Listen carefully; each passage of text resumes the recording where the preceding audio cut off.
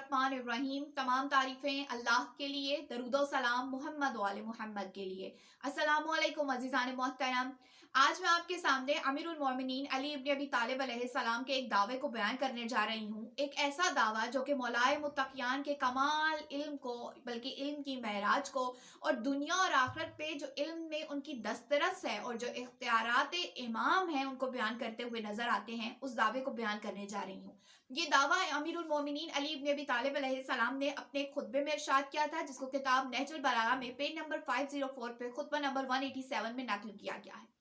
दावा क्या है? रवायत ये बताती है कि अमीरुल मोमिनीन अली इब्न अबी तालिब अलैहिस्सलाम कूफा के मिंबर पर मौजूद खुतबा इरशाद फरमा रहे थे कि मौलाए मुत्तकियान ने खुतबे के दौरान ये फरमाया,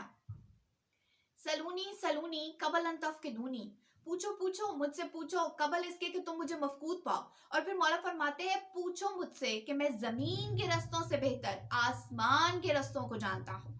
अब इस खुतबे में मौला ने ये दावा तो कर दिया। अब जब इसकी तौजीह लिखी गई तो वो अफराद के जो कम अक्ल थे या कम ज़र्फ थे या उनके दिलों में बुग़्ज़ अमीरुल मोमिनीन अली इब्न अबी तालिब अलैहिस्सलाम मौजूद था या वो मारिफत इमाम नहीं रखते थे, तो उन्होंने इसकी तौजीह ये दी कि मौला ये फरमा रहे हैं कि मुझसे पूछो। और उस वक्त मौला ने ये फरमाया था लोगों को कि मुझसे पूछो ताकि मैं तुम लोगों को कुरान के बारे में इल्म दूं, ताकि मैं अहकाम के बारे में इल्म दूं, ताकि मैं तुम लोगों को दीगर जो वाजिबात हैं उनके बारे में बताऊं। लेकिन हकीकत ये है कि अमीरुल मोमिनीन अली इब्न अबी तालिब अलैहिस्सलाम का ये दावा कोई आम दावा नहीं था। ये वो दावा है जो मौलाए मुत्तकियान के बाद जिस शख्स ने भी किया तो वो जलील और ख्वार हुआ है। अभी मैं आपके सामने कुछ ऐसे वाकयात को भी बयान करती हूँ कि जिनसे इस बात की हक्कानियत ज्यादा वाज़ेह हो जाती है। अमीरुल मोमिनीन अली इब्न अबी तालिब अलैहिस्सलाम का ये फरमाना कि पूछो मुझसे, मैं जमीन के रस्तों से बेहतर आसमान के रस्तों को जानता हूँ, यानी इतना जमीन पर जितना मेरा इख्तियार है उतना ही इख्तियार, ये यूं कहना ज्यादा मुनासिब होगा कि उससे ज्यादा इख्तियार मेरा आसमान के जो मामलात हैं उन पर है। और इसकी ऐसे हमें बात पता चलती है, शारह इब्न अल हदीद में इब्न अबी हदीद इस बात को लिखते हैं कि मौलाए मुत्तकियान ने एक मरतबा नहीं, 100 मरतबा नहीं, बल्कि मुसलसल और मुतवातर ऐसी बातों के बारे में लोगों को तालीम दी है जो कि अमीरुल मोमिनीन अली इब्न अबी तालिब अलैहिस्सलाम के इल्म गैब को बयां करते हुए नजर आती हैं। यानी मौलाए मुत्तकियान जो लोगों को आने वाले वक्त के बारे में पेशन गोइयां फरमा रहे थे, वो मौला ऐसे ही इत्तफाकी तौर पर नहीं कह रहे थे, या वो ऐसे जुमले नहीं थे कि जो मौला सिर्फ लोगों को मुतासिर करने के लिए फरमा रहे थे, बल्कि इमाम का एक एक लफ्ज इल्म और यकीन के साथ होता था। और लोगों ने फिर देखा कि जिस तरह के आने वाले वक्त के बारे में या आने वाले वाकयात के बारे में या आने वाले हादसात के बारे में इमाम अली इब्न अबी तालिब अलैहिस्सलाम ने उनको बताया था, तो लोगों ने उन चीजों को अपनी आंखों से होता हुआ देखा।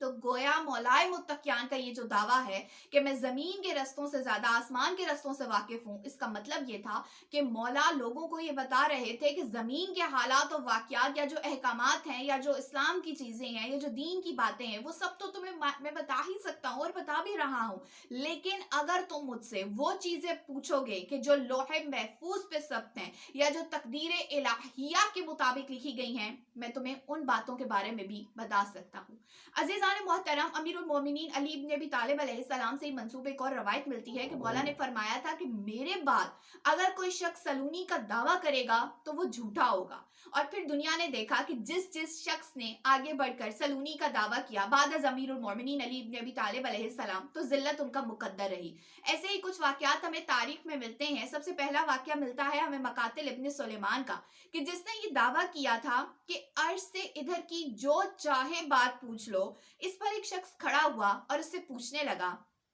कि ए मकातिल इब्न सुलेमान, अब तुम इतना बड़ा दावा कर रहे हो तो मुझे ये बताओ कि जब हजरत आदम अलैहिस्सलाम ने हज किया था तो उन्होंने हजामत उसके बाद किससे करवाई थी, यानी उन्होंने अपना सर किससे मुंडवाया था? जिसका जवाब वो कोई ना दे सका और इस तरह से जिल्लत का उसे सामना करना पड़ा। इसी मकातिल इब्न सुलेमान ने एक और मर्तबा अपने इल्म के गरूर और तकब्बुर में आकर ये कहा कि अर्श से नीचे और जमीन से ऊपर जो कुछ भी है मुझसे पूछ लो। अब जब वो इतना बड़ा दावा कर चुका तो एक शख्स खड़ा हुआ और ये कहने लगा कि मैं अर्श और तहत सरा की बात नहीं करता, میں تم سے صرف اتنا پوچھوں گا کہ یہ جو قرآن پاک میں اصحاب کہف کے کتے کا ذکر ہے تو مجھے یہ بتاؤ کہ اس کتے کا رنگ کیا تھا، جس کا جواب مقاتل ابن سلیمان نہ دے سکا۔ ابراہیم ابن حشام نے حج کے موقع پر یہ سوال کیا تھا کہ مجھ سے پوچھو جو پوچھنا چاہتے ہو، میں تمہیں ہر چیز کا جواب قرآن اور سنت کے مطابق دوں گا اور بالکل صحیح جواب دوں گا۔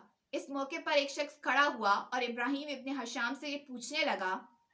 کہ اچھا مجھے یہ بتاؤ کہ کیا قربانی واجب ہے، اور اس کا جواب ابراہیم ابن حشام نہ دے سکا۔ عزیزان محترم، تاریخ میں موجود ہے کہ شافعی نے اسی طرح سے ایک سوال کیا تھا کہ مجھ سے دعویٰ کیا تھا کہ مجھ سے پوچھو جو تم پوچھنا چاہتے ہو، میں تمہیں ہر چیز کا جواب دوں گا۔ تو ایک شخص کھڑا ہوا اور اس نے یہ کہا کہ اس شخص کے متعلق کیا حکم ہے کہ جو حالت احرام میں زنبور کو مار دے۔ شافعی اس کا کوئی جواب نہ دے سکا۔ اس کے علاوہ بھی عزیزان محترم ایسے ہزاروں واقعات موجود ہیں کہ جس شخص نے بھی بعد از امیر المومنین علی ابن ابی طالب علیہ السلام سلونی کا دعویٰ کیا تھا تو ذلت اس کا مقدر ٹھہری تھی۔ تو حقیقت تو یہ ہے کہ امیر المومنین علی ابن ابی طالب علیہ السلام خداوند عالم کی جانب سے منتخب کردہ خلیفہ ہیں، منتخب کردہ امام ہیں، اور لوگوں پر حجت خدا کے طور پر موجود ہیں، اور ان کے اختیارات اس قدر وسیع ہیں کہ کوئی شخص بھی امیر المومنین علی ابن ابی طالب علیہ السلام کی زندگی کو، ان کے علم کو، ان کے اختیارات کو، ان کے معجزات کو، ان کے کمالات کی معراج کا